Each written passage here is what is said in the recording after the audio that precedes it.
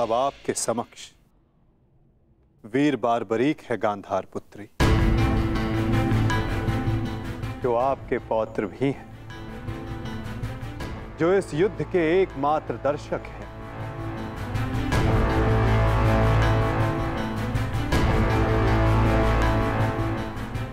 वो बार्बरी जिन्होंने अपना शीश दान किया और अमर हो गए।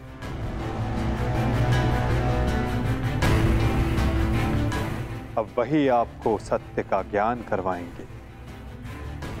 वीर बार्बरीक की दृष्टि से इस महाभारत का कोई भी बल और छल अनदेखा नहीं रहा है माता। अब बार्बरीक आपको सत्य बताएंगे। पुत्र बार्बरीक, तुम स्वयं बताओ, क्या वासुदेव ने छल से मेरे पुत्रों का वध नहीं करवाया है? यदि तुमने इस युद्ध का एक एक क्षण निष्पक्ष होकर देखा है, तो बताओ, कौरव वंश के वट वृक्ष महामहिम भीष्म, जिन्हें इच्छा मृत्यु का वरदान था, क्या वासुदेव ने उन्हें अपने छल से धराशाही नहीं करवाया है? क्या वासुदेव ने द्रोण पुत्र अश्वत्थामा की मृत्यु का छल रचकर आचार्य द्रोण का वध नहीं करवाया है? क्या मेरे पुत्र दुर्योधन की रक्षा कर रहे उसके मित्र कर्ण को छल से नहीं मरवाया है वासुदेव ने? पुत्र दुर्योधन पर युद्ध के नियमों के विरुद्ध जाकर प्रहार किया गया, क्या वो वासुदेव का छल नहीं था? मेरे समस्त 100 पुत्रों के वध का कारण केवल वासुदेव है। क्या ये भी सत्य नहीं है बार्बरीक?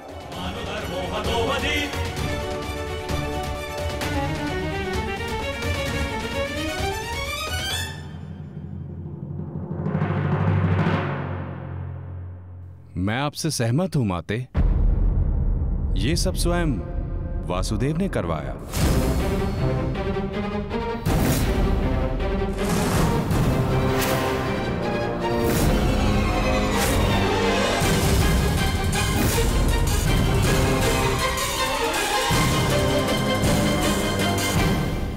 परंतु माते, आप किन 100 पुत्रों की बात कर रही हैं? कौन भीष्म, कौन कर्ण, कौन द्रोण और कौन अभिमन्यु? सत्य तो यह है माते कि कुरुक्षेत्र में कोई था तो केवल एक पुरुष, वासुदेव कृष्ण। न कोई भीष्म, न कोई द्रोण और न ही अंगराज कर्ण। जिस पर प्रहार हुए वो वासुदेव ही थे, और जिसने प्रहार किए वो भी वासुदेव ही थे। उनके अतिरिक्त कुरुक्षेत्र में कोई और उपस्थित नहीं था माते। ये तुम क्या कह रहे हो बार्बरीक? इसका क्या अर्थ है? इसका अर्थ शब्दों से नहीं, दृश्यों से समझ आएगा राजमाता।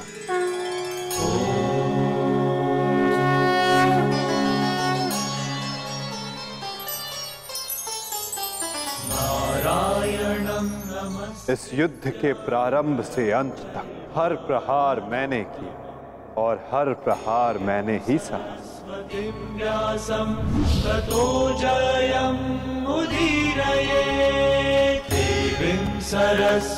धर्म स्थापना के लिए धनुष, गदा, खड्ग, ये सब मैंने ही उठाए और इन सारे अस्त्रों का हर एक प्रहार मैंने ही सहा।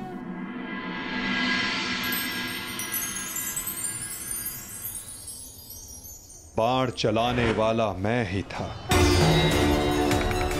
पितामह!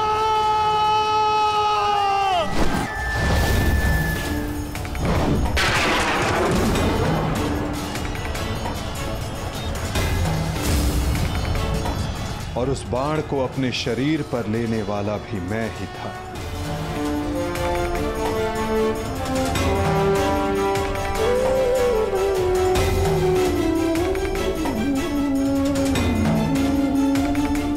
महामहिम भीष्म के रूप में भी मैं ही था और अर्जुन के रूप में भी मैं ही था। और सरशैया पर लेटने वाला भी मैं ही था। अभिमन्यु बनकर चक्रव्यूह मैंने ही तोड़ा।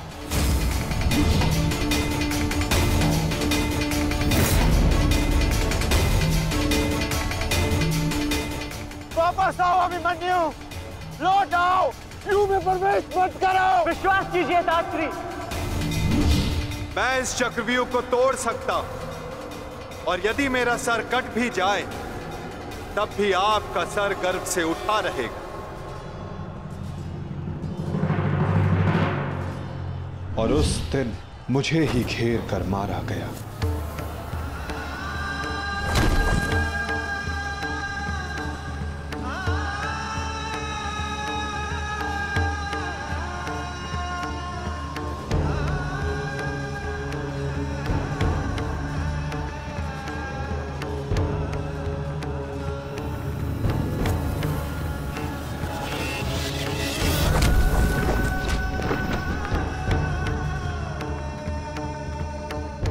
वो मैं ही था जिसने द्रोणाचार्य से कहा कि अश्वत्थामा मारा गया। आपने बिल्कुल सही सुना आचार्य द्रोण। अश्वत्थामा मारा गया। द्रोणाचार्य के रूप में अस्त्र त्यागने वाला भी मैं ही था।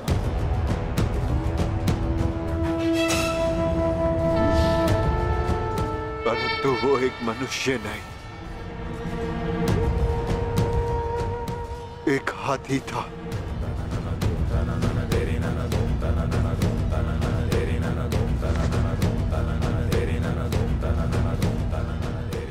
अश्वत्थामा! और दृष्टद्युम्न बनकर मैंने ही स्वयं पर प्रहार किया।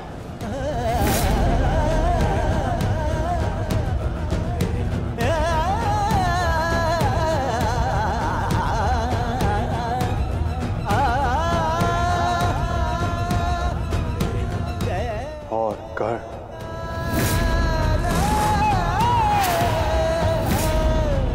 कर्ण के रूप में मैंने ही अपना कवच अपने शरीर से अलग किया।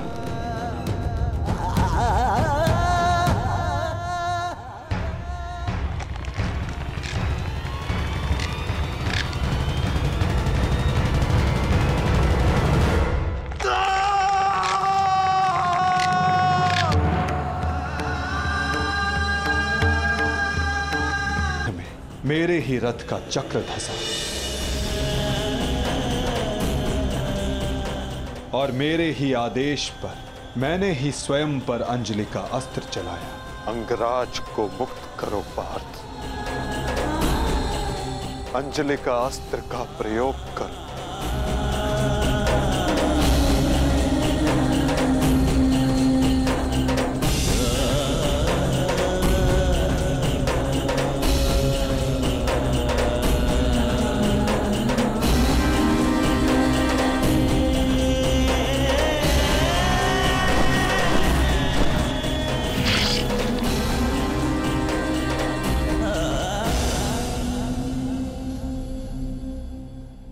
दुर्योधन के रूप में मेरी ही जंघा पर प्रहार करके मेरा ही अंत किया गया।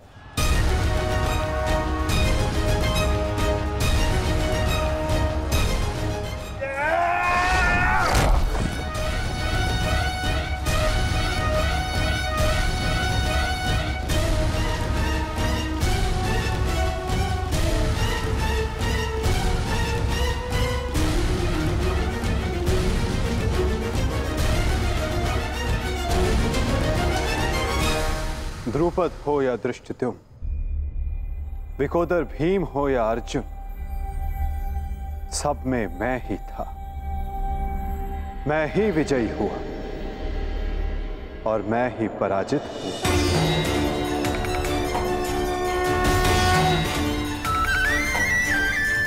सबसे अधिक प्रहार मैंने की, सबसे अधिक घाव मैंने ही खाया।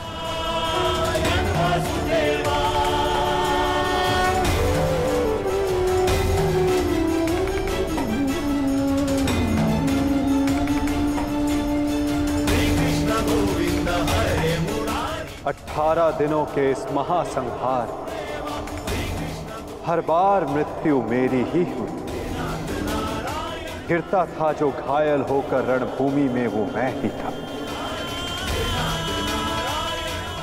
अश्वत्थामा के अंगों से रक्त पीप श्वेत बनकर मैं ही युग युगांतर तक भटकूंगा। जीवन मैं तो मृत्यु भी मैं ही।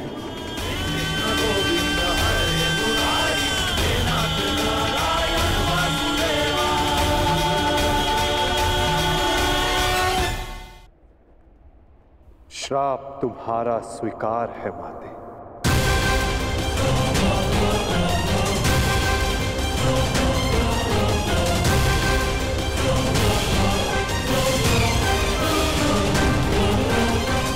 परंतु जब सब आपने किया तो ये माया क्यों मेरे वासुदेव? आप सब एक क्षण में ठीक कर सकते थे, तो फिर ऐसा आपने क्यों नहीं किया? फिर उन प्रतिज्ञाओं का क्या होता माते, जो सबने ली थी? उन अपराधों के दंड का क्या होता, जो सबने किया? उन कष्टों का पुरस्कार क्या होता, जो धर्म ने सहे? उस सीख का क्या होता, जो इस युद्ध में हुए हर मृत्यु से मानव जाति को मिले, और जो संसार में प्रलय आने तक उनका मार्गदर्शन करेगी?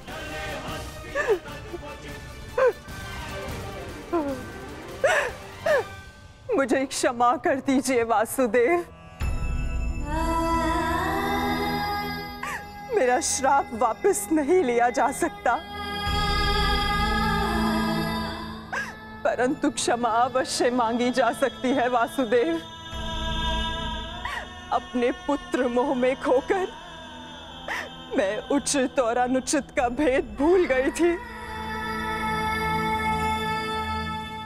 मुझे क्षमा कर दीजिए केशव कि उस हो रहे अधर्म के विरुद्ध ये गांधारी अपने स्वर ना उठा पाए।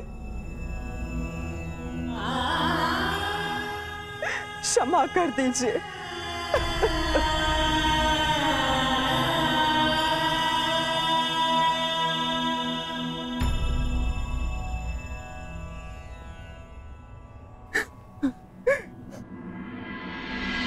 नहीं माते, किसी का अंत किसी के श्राप से नहीं होता।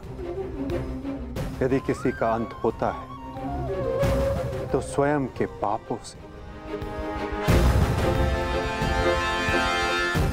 यदि यदुवंश का अंत होगा तो आपके श्राप से नहीं माते, अपितु स्वयं के पाप कर्मों से।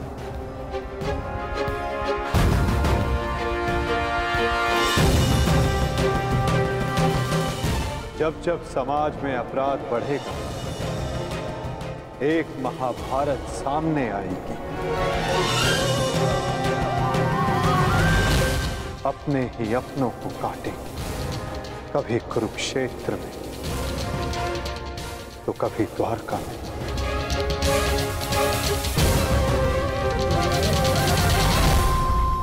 माते, यदि आप कुछ करना चाहती हैं तो अपने मन के इस प्रतिशोध की अग्नि को शांत कीजिए और पांडवों को आशीष दीजिए। युधिष्ठिर का राज्य अभिषेक करवाइए और धर्म स्थापना में आपका ये योगदान और आपका आशीष आवश्यक है माते।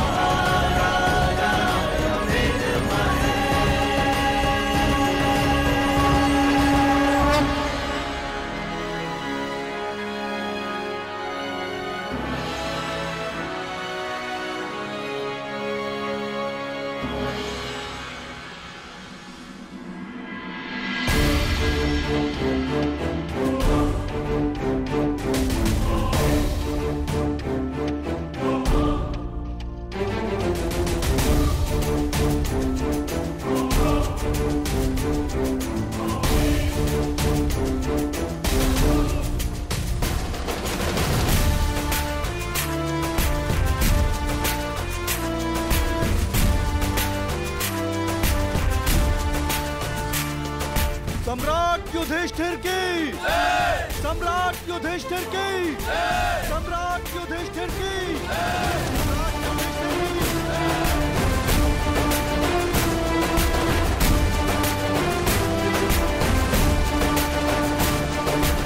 धर्मराज, केवल एक ही वीर था जो परिवर्तन के लिए अंतिम श्वास तक लड़ा। महारथी सूर्य पुत्र कर्ण।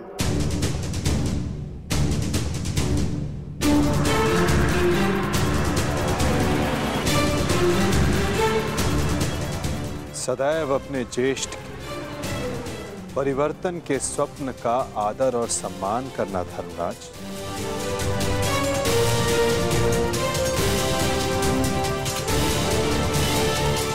सम्राट पद पर स्थापना के पश्चात मैं पहली घोषणा करता हूं, हस्तिनापुर में अब जन्म निर्धारित व्यवस्था का अंत किया जाता है। वर्ण व्यवस्था रहेगी, परंतु वो कर्म के आधार पर आधारित होगी।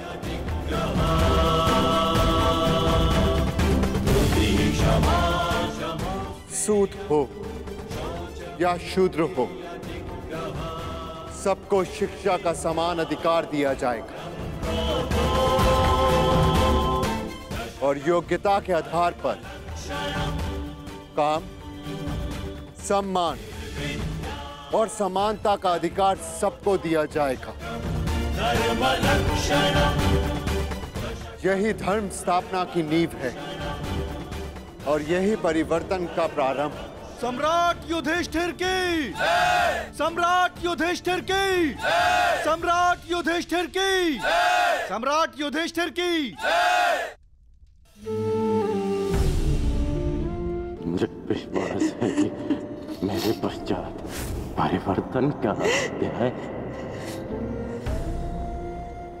प्रारंभ होगा।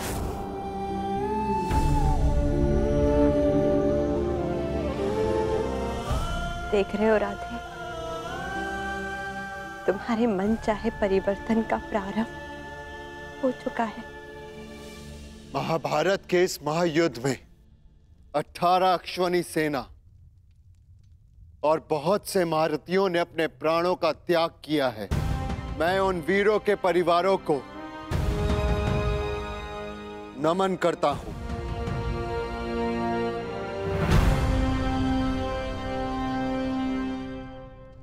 मैं सम्राट युधिष्ठिर ये आदेश देता हूं, युद्ध में सम्मिलित प्रत्येक सैनिक के परिवार को आर्थिक सहायता दी जाएगी। उनके बालकों को शिक्षा, उनके आश्रितों के लिए भरण पोषण की व्यवस्था अब सम्राट का उत्तरदायित्व है। सम्राट युधिष्ठिर की, सम्राट युधिष्ठिर की, सम्राट युधिष्ठिर की, सम्राट युधिष्ठिर की। और भ्राता कर्ण, मुझे विश्वास है कि मैं संसार में सदा राधे कर्ण के नाम से ही जाना चाहूंगा। राधे कर्ण के द्वारा सुझाए गए प्रतिरूप के आधार पर राज्य में समानता की एक नई व्यवस्था विकसित की जाएगी।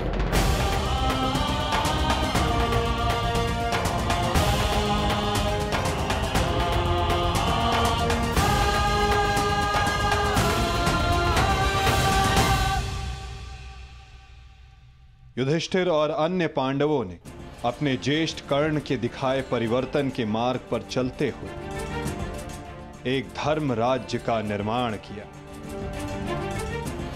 अर्जुन का लक्ष्य अब केवल एक महान व्यवस्था की स्थापना थी। 100 कौरवों का नाश कर देने वाले भीम ने भी अब निर्माण की भागदौड़ संभाल ली थी और नकुल सहदेव अपनी माता कुंती, गांधारी और बुजुर्ग हो चले धृतराष्ट्र की सेवा में लगे थे। हर ओर धर्म था, संपन्नता थी, आनंद था, परंतु अतीत से छूटा एक बाण परीक्षा बनकर भारत के भविष्य पर मंडरा रहा था।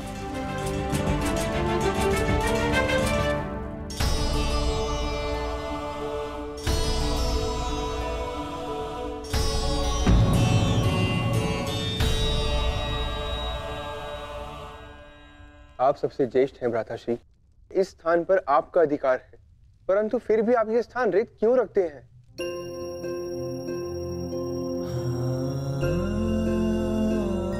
नहीं नकुल, ये स्थान मेरा नहीं। भ्राता कर्ण हम सबसे ज्येष्ठ हैं और सर्वप्रथम इस स्थान पर सिर्फ उनका अधिकार है।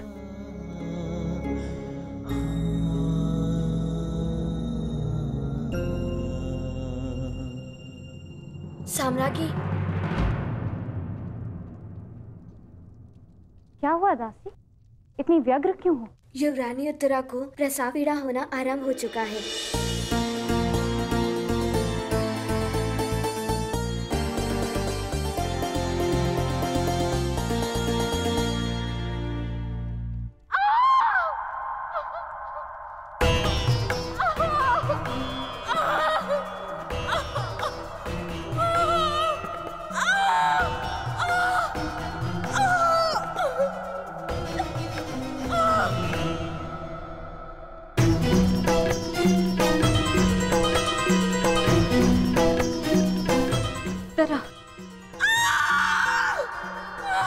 ज्येष्ठ, माता कहाँ है? माते,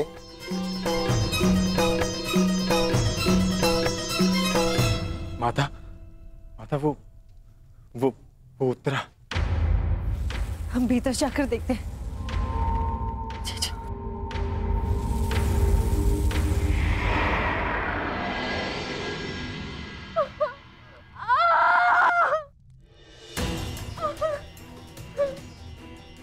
पुत्री, साहस रखो। अब और पीड़ा सहन नहीं होती माता। साहस रखो पुत्री, हम सब हैं तुम्हारे साथ।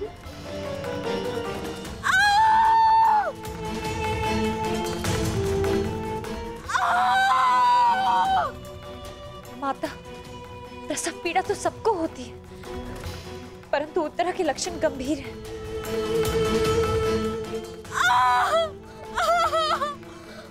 माता, कहीं कोई अनहोनी ना हो जाए।